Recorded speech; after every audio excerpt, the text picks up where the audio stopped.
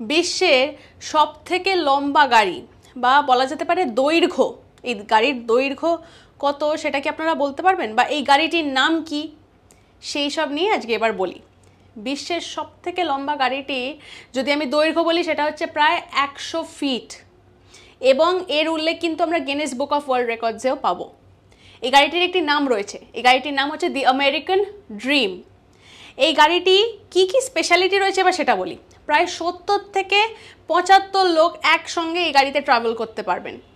26টি চাকা রয়েছে, swimming pool, bathtub মানে আলাদা ওয়াশরুম, লিভিং রুম সব কিছু রয়েছে। শুধু তাই নয়, একটি ছোট গলফ কোর্টও রয়েছে। আরও একটা জিনিস রয়েছে বা যেটা বলা যায় একদম এক্স ফ্যাক্টর, এই গাড়ির একদম শেষের দিকে রয়েছে একটি হেলিপ্যাডও। মানে ভাবুন, 4 চাকা তো দূর কি বাদ, 26 চাকার মধ্যে কত কি অ্যাভেলেবল হয়ে যাচ্ছে। আর এই গাড়িটি কিন্তু গিনেস বুক অফ ওয়ার্ল্ড রেকর্ডসে তার নাম লিখিয়ে ফেলেছে যে সব থেকে লম্বা গাড়ি, বা যদি আমি দৈর্ঘ্য বলি সেটা হচ্ছে 100 ফিট এই গাড়িটি। ইন্টারেস্টিং তাই না? এরকম আরও ইন্টারেস্টিং আপডেটস পেতে হলে সঙ্গে রাখুন আজ তাক বাংলাকে। লাইক, শেয়ার অ্যান্ড সাবস্ক্রাইব করতে ভুলবেন না।